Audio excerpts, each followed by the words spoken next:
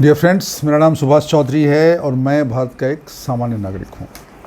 आज का वीडियो हमारे सीनियर सिटीजन फ्रेंड्स के लिए बहुत ही ज़रूरी वीडियो है। ये वीडियो खासकर 60 से ऊपर वालों के लिए बहुत ज़रूरी है और जैसे जैसे उनकी उम्र बढ़ रही है, आप समझिए ये वीडियो उनके लिए उतनी ही ज़्यादा ज़रूरी है। मतलब 60 से ज़्यादा 65 वाले के लिए और ज़रूरी है, 70 वाले के लिए उससे भी ज़्यादा ज़रूरी है और 70 से ऊपर जो भी लोग हैं उनके लिए तो वीडियो मैंडेटरी है, मस्ट है। अगर आपकी उम्र है आप इसको ज़रूर देखो, नहीं देखोगे तो बाद में आपको पछताना पड़ेगा। और ये वीडियो एक ऐसी विषय पे है जिसके विषय के बारे में आपने न सुना होगा, न जाना होगा, न कोई वीडियो देखा होगा, न आपके ध्यान में होगा। लेकिन मैं आपके ध्यान में वो चीज़ ला रहा हूँ क्योंकि मुझे आपकी ज़िंदगी को बचानी है, आपकी ज़िंदगी को बेहतर करना है, आपको हेल्दी रखना है और फिट रखना है। आप सोच रहे होंगे कौन सी ऐसी बात है जो हमने कभी सुनी नहीं, आप नई चीज़ कौन लेके आए हो। तो मैं आपको बताने जा रहा हूँ कि आपको मैं वो विधि बता दूँगा, वो चीज़ बता दूँगा कि आप फिर आगे भविष्य में ज़मीन पे न गिरें, नेवर फॉल अगेन। 50-60% लोग गिर के हड्डी तोड़ के बेड रिटर्न हो जाते हैं, उनकी पूरी ज़िंदगी ख़राब हो जाती है। और न गिरें उस पर भी मैंने वीडियो बनाया, लेकिन ये वीडियो बिल्कुल अलग है। ये वीडियो क्यों अलग है कि हमने इसमें नहीं गिरने के लिए सबसे इम्पोर्टेंट क्या है कि हम चलें कैसे, हाउ वी शुड वॉक।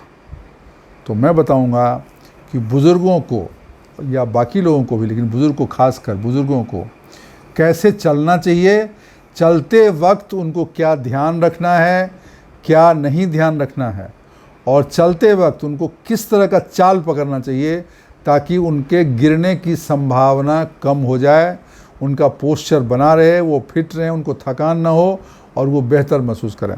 तो ये वीडियो बहुत ही इंपॉर्टेंट वीडियो है, इसको पूरा ध्यान से देखिएगा, इसको जो है ना स्किप नहीं करिएगा। और लास्ट के 2 चीज़ें, छठा और 7वां पॉइंट, 7 पॉइंट में बताने जा रहा हूँ। 6th and 7th is very very important. हमारे 70 से ऊपर वालों के लिए बहुत ही इम्पोर्टेंट है उस विषय को जानना, उस विषय को समझना और उसका अपने जीवन में इस्तेमाल करना बहुत ज़रूरी है। तो चलिए शुरू करते हैं। पहली चीज़, जब आप चलते हैं तो कैसे चलते हो? आप सीधे चलते हो। तो आप जब चलते हो तो आप ये मुझे बताओ कि आप सामने देखते हो या नीचे देखते हो। बहुत लोग बोलते हैं नीचे देख के चलो, लोग बोलते हैं नीचे देख के, लेकिन नीचे देखोगे तो बहुत दूर की चीज़ नहीं देखोगे, तो अचानक कुछ आ जाएगा तो आप फंस जाओगे, एक्सीडेंट हो सकता है, आपके पास रिस्पॉन्स टाइम नहीं बच सकता है। लेकिन अगर दूर देखेंगे तो नीचे कुछ पड़ा रहेगा तो वो नहीं दिखेगा। तो कैसे देखना है? आप जैसे गाड़ी चलाते हैं, कार चलाते हैं, तो कार का लाइट कैसे रहता है आप देखते हैं ना। कार की लाइट कैसे रहती है? वो थोड़ा सा 10 फीट आगे से शुरू होती है, 5-10 फीट से, और 30-40 फीट तक वो दिखता है, तो पूरा कवर करता है। वैसे ही आपको देखना है, मतलब आगे भी देखना है और नज़र थोड़ी नीची तरफ भी होना चाहिए, लेकिन आपके कंधे झुके होने नहीं, क्योंकि आप जब झुक के चलोगे ना, नीचे देख के चलोगे, तो आपका कमर झुक जाएगा, कंधा आपका झुक जाएगा, कमर भी इनफैक्ट झुक आगे की तरफ झुक जाएगा, और आपका पोजीशन ऐसा होने के बदले थोड़ा सा ऐसा हो जाएगा। और ऐसा जब होगा ज़्यादा देर आप चल नहीं पाओगे, फिर आपको कंधे में दर्द होगा, आपकी पोस्चर बिगड़ जाएगी और धीरे धीरे ये ऐसे बेंड हो जाइएगा आप। तो आपको रहना है ऐसे, और आपको नज़र चाहिए बीचों बीच। इसको हम बोलते हैं फॉरवर्ड गेज रूल। याद कर लीजिए, फॉरवर्ड गेज रूल। आपको कार के जो लाइट है उसकी तरह आपको चलना है। जैसे कार के लाइट की जो नज़र है वो समझिए आपका आँख है, तो you have to look forward and you have to gaze the total area.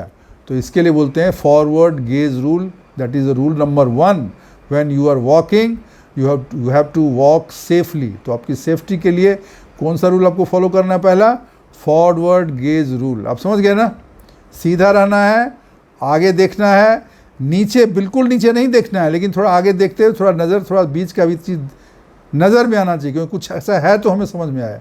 लेकिन अगर कोई दूर से ट्रक आ रही, कोई कार आ रही है, कोई साइकिल आ रहा है, वो भी आपको समझ में आना चाहिए ताकि आपके पास रिस्पॉन्स टाइम रहे। इसके अलावे जब आप सीधा चलोगे तो आपके कंधे, आपके कमर, आपके सर सब सीधा रहेगा और आपको थकान कम होगी, थकान नहीं होगी और आप ज़्यादा लंबे समय तक आप चल सकते हो। Rule number 1। Number 2 arm movement, हाथ का मूवमेंट। अभी आप चलते हो तो ऐसा ऐसा हाथ का बहुत लोग ऐसे हाथ लटकाए रहते दोनों तरफ, हाथ नहीं चलता है, हाथ चलना चाहिए। हाथ का मूवमेंट, हाथ क्यों दिया है भगवान ने, आप सोचिए। चलने में हाथ का क्या योगदान है? चलने में हाथ का योगदान है कि वो आपको बैलेंस देता है, बैलेंस देता है। तो जब आपका दाहिना पैर आगे बढ़ता है तो आपका दाहिना हाथ भी आगे बढ़ना चाहिए, क्योंकि आप देखोगे कि जब दाहिना हाथ आपका बढ़ेगा, दाहिना पैर आगे बढ़ता, आपका बायां हाथ पीछे साइड में थोड़ा सा रहेगा और बायां पैर भी पीछे साइड में रहता है। तो आपका हाथ और पैर साथ में आगे बढ़ना चाहिए, तो फिर आपको बैलेंसिंग सही रहेगा और आपको थकान नहीं होगी। ठीक है, ये बहुत इंपॉर्टेंट है। आप वैसे ही चलते होगे, लेकिन जब एक बार चेक कर लेना कि your arm should be swing gently. आपको आर्मी के जो जवान है वैसे नहीं एकदम लेफ्ट राइट ऐसे ऐसे नहीं करना, it should move smoothly because you are old person.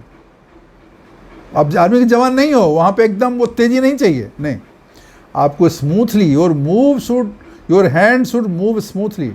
आपके हाथ जो है ना स्मूथली थोड़ा सा मूव करना चाहिए, ये नहीं कि बहुत ऐसा ऐसा कर रहे हैं, नहीं, उसको मैक्सिमम आपके अगर कंधे से कमर को लाइन ले लें तो मैक्सिमम 30 डिग्री से जाना चाहिए, उससे ज़्यादा नहीं जाना, 30 to 35 डिग्री तक ही मूव होना चाहिए आगे और पीछे।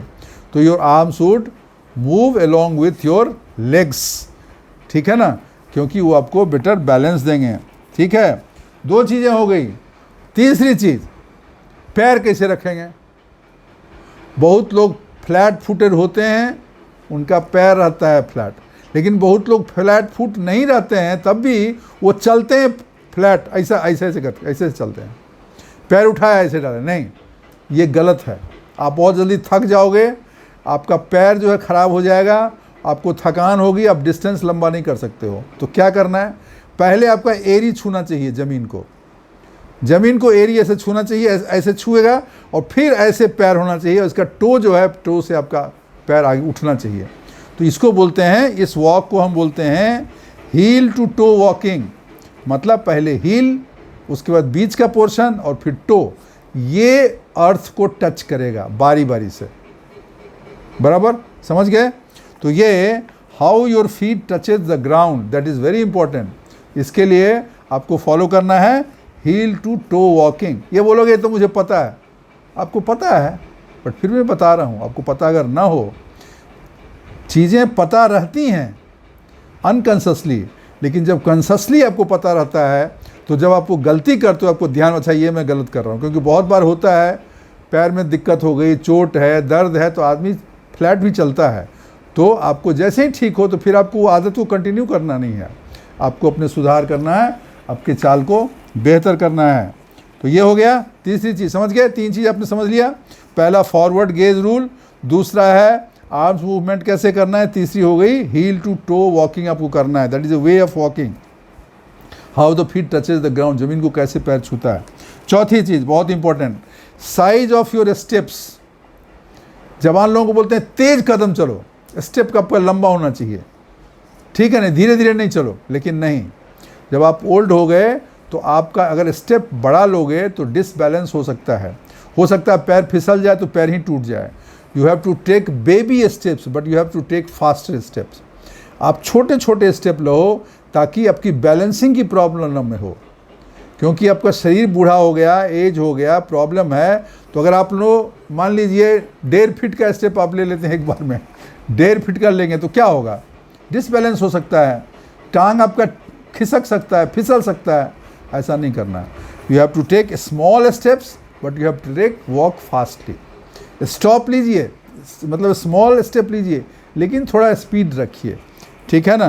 तो length of your stride has a big role in balancing. आपके बैलेंस में आपके स्ट्राइड का, आपके कदम का कितनी लंबाई है वो इम्पॉर्टेंट है। तो आपको शॉर्टर स्मॉलर स्टेप लेना चाहिए, that will help you to be in control, आपका मूवमेंट को कंट्रोल करने में सहायक होगा।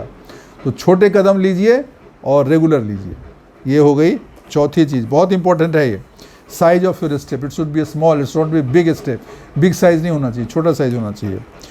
5वीं चीज़ बहुत इंपॉर्टेंट है, ये डायरेक्ट वॉक से रिलेटेड नहीं है, बट वॉक को अफेक्ट करता है। वो ये है कि you have to strengthen your core muscle. Core muscle किसको बोलते हैं? आपका जो बेली फैट है ना, पेट जो है, उसके पास का जो मसल्स है उसको बोलते हैं कोर। बेली ना, पेट के अगल बगल का जो भी एरिया है उसमें जो मसल्स हैं आगे पीछे और बैक साइड में, कमर के ऊपर और कमर के पास, वो जो जगह है ना उसको हम बोलते हैं कोर, बॉडी का कोर। उसको स्ट्रेंथन होना चाहिए, उसको मजबूती होनी चाहिए।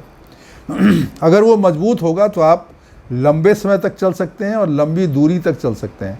आप बोलो कोर को कैसे मैं मजबूत करूं? इन जनरल जितने एक्सरसाइज होते हैं वो सब आपको करने चाहिए। स्ट्रेचिंग एक्सरसाइज करनी चाहिए। योगाभ्यास और प्राणायाम में कपालभाति से आपका कोर बहुत मजबूत होता है, मैं जस्ट आपको बता देता हूँ।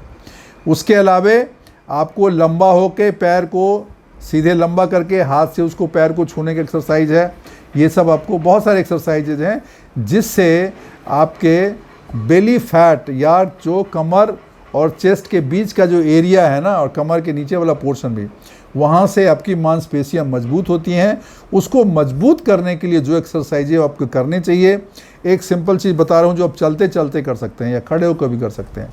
जब आप खड़े रहते हैं नॉर्मली तो अपने नाभि के पास से अपने पेट को पीछे की तरफ खींचिए फॉर ए फ्यू सेकेंड्स और फिर उसको छोड़ दीजिए। खींचिए अंदर की तरफ, फ्यू सेकेंड्स होल्ड करिए, छोड़ दीजिए, खींचिए, होल्ड करिए, छोड़ दीजिए। ये आप चलते हुए भी कर सकते हो, चलते समय भी कर सकते हैं। तो धीरे धीरे क्या होगा, आपका पेट के ऊपर जो फैट है, मोटापा है, वो कम हो जाएगा और जो उसके पेट के आसपास को जो मसल्स हैं, ये एक्चुअली एक एक्सरसाइज हो जाता है। इससे मसल्स आपके स्ट्रॉन्ग होते हैं। उसके अलावे जिम में या योगासना में या प्राणायाम के समय स्ट्रेचिंग एक्सरसाइज से भी आपको ये कोर एरिया आपका मजबूत होता है। कोर एरिया का मजबूत होना ज़रूरी है क्योंकि इससे आप वॉक बेहतर कर सकते हैं, आपका बैलेंस बना रहेगा, गिरने का डर नहीं रहेगा। अगर ये नहीं है तो आपको गिरने का डर बना रहेगा। तो अपने कोर मसल्स को आपको मजबूत करना है, ये बहुत इम्पोर्टेंट है। इसको आपको रेगुलरली करना चाहिए, इससे आपको बहुत फ़ायदा होगा। और लास्ट दो चीज़ें मैंने बोली थी, बहुत इम्पोर्टेंट है, जो आपको गिरने के बहुत कारण होता है। छठी चीज़ जो इम्पोर्टेंट, छठा बता रहा हूँ कि जिस फर्श पे आप चलते हो